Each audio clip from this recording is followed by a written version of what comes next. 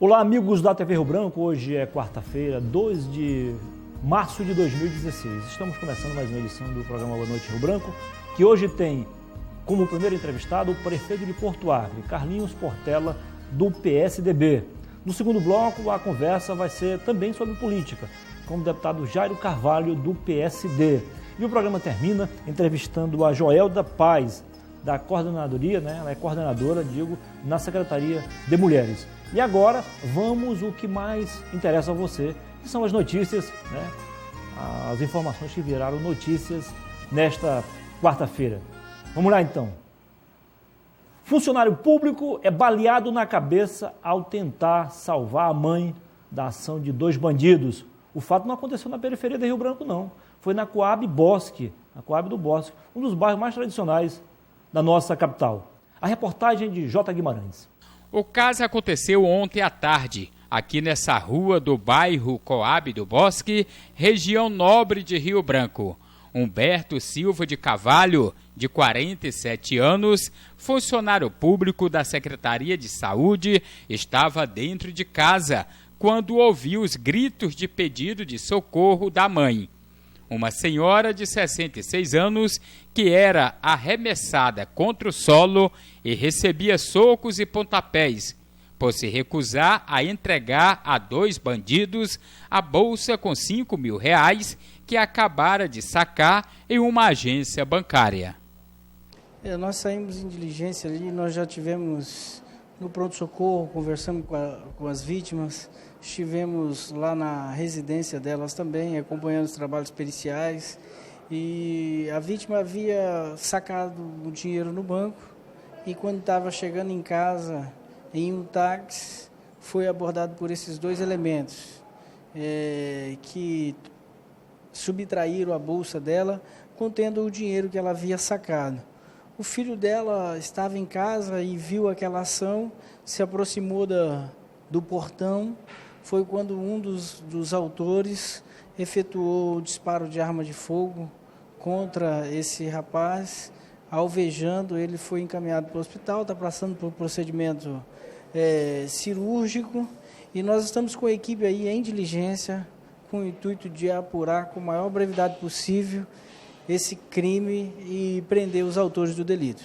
O delegado que investiga o crime já solicitou as imagens das câmeras de segurança dos vizinhos para identificar os assaltantes. Depois de ferir o filho da vítima com um tiro na cabeça, eles fugiram de moto, levando a bolsa da aposentada com todo o dinheiro dentro. As testemunhas estão aterrorizadas com a agressividade dos bandidos e preferem não gravarem entrevista com medo de serem identificadas. Mas uma delas relatou que a senhora de 65 anos chegava em casa nessa rua e ao descer do táxi já foi atacada pelos 2 assaltantes que vinham seguindo ela em uma motocicleta. Depois de agredida, espancada e arrastada pela calçada, a senhora gritou. O filho que estava dentro de casa, ao sair em socorro da mãe, já foi surpreendido também pelos 2 assaltantes. Ele recebeu pelo menos 2 tiros na cabeça.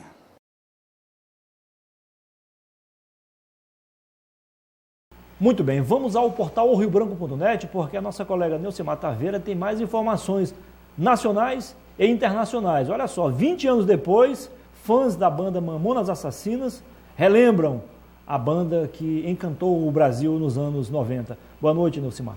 Boa noite, Muniz. Boa noite, amigos da TV Rio Branco. É isso mesmo, Muniz. Após 20 anos do acidente aéreo que causou a morte de 5 integrantes do Mamonas Assassinas, a família de Dinho, o vocalista da banda, diz ter aprendido a conviver com a dor da perda. Eles vieram trazer alegria e a gente teve que aprender a conviver com isso, separar a tristeza da alegria, que não é fácil, afirmou a mãe de Dinho, Célia Alves. É triste, né, Muniz? 20 anos já se passaram tão rápido, né? Agora vamos de política, porque ontem o DEM promoveu o café da manhã na sua sede regional, no bairro Bosque, para receber novos filiados.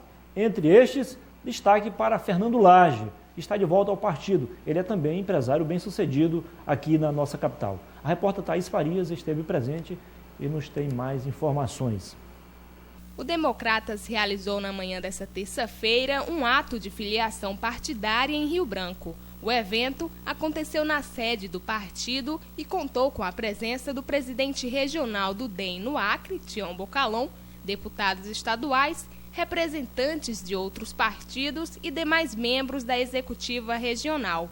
Na oportunidade, um dos novos filiados, empresário e ex-suplente de senador, Fernando Lage, comemora o retorno ao partido. E um partido político como Democratas é um instrumento que a gente pode utilizar com critério, com carinho, com transparência, com ética, porque o Brasil está tão derrubado nesses últimos tempos que a gente precisa juntar as mãos, juntar a nossa capacidade de sonho para poder resgatar esse período de turbulência, esse período de tristeza, esse período de inconformismo. E eu acho que a gente precisa se indignar com as questões que estão acontecendo e também apresentar propostas factíveis de acontecer. Eu acho que é através do trabalho e através da união das pessoas. Tião Bocalon aproveitou para enaltecer o trabalho que vem sendo realizado pelo DEM e agora com o apoio dos novos filiados. Não tenho dúvida nenhuma que cada vez que você consegue um filiado a mais é muito importante. Mas a filiação do Fernando Lage é alguma coisa de diferente, tem um diferencial. Afinal de contas, ele é o suplente de senador do senador Sérgio Petecão. Então, ele retornando ao partido, porque ele esteve fora por um tempo, né, teve lá os seus motivos, ele retornando para o partido é motivo de muito prazer da nossa parte e sabemos que ele vem para nos ajudar a fazer com que o Democratas do Estado do Acre realmente continue crescendo e seja o grande partido para essas e para as próximas eleições.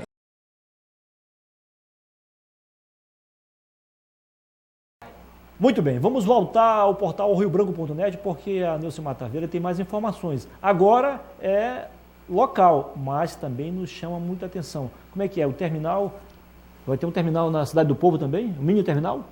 Isso mesmo, Muniz. É uma boa notícia para os moradores da Cidade do Povo, né?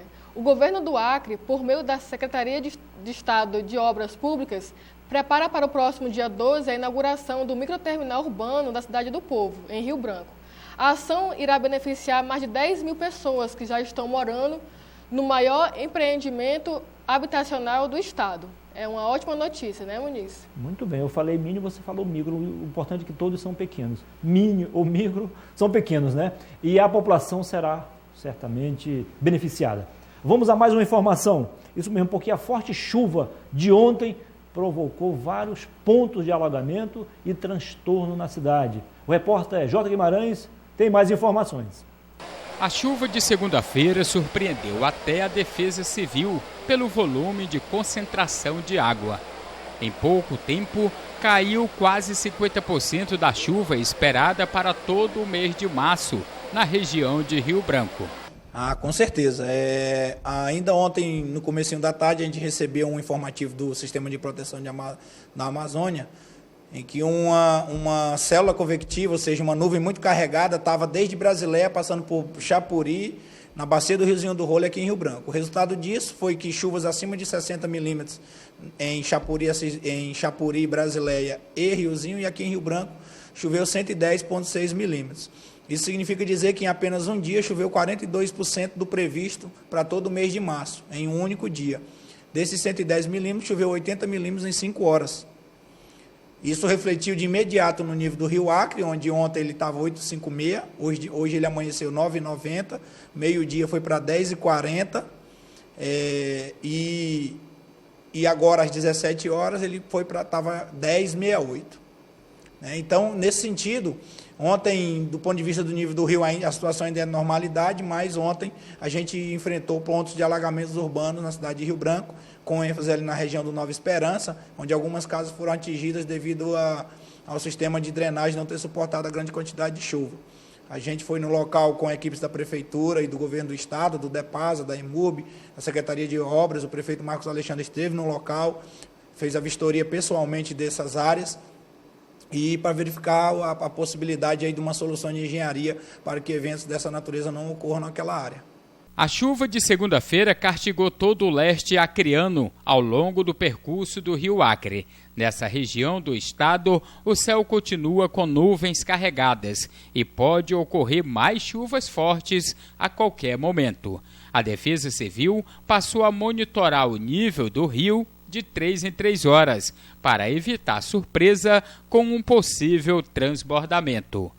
Com o volume de água que o Rio Acre se encontra hoje, não há o menor risco de desabrigar ninguém aqui em Rio Branco. Aliás, ele ainda está muito longe da cota de transbordamento, que é de 13 metros e 50 centímetros. Mas a previsão é que nos próximos dias ele continue subindo. E o Serviço de Meteorologia indica que a primeira quinzena desse mês de março vai ser de muita chuva na região de Rio Branco.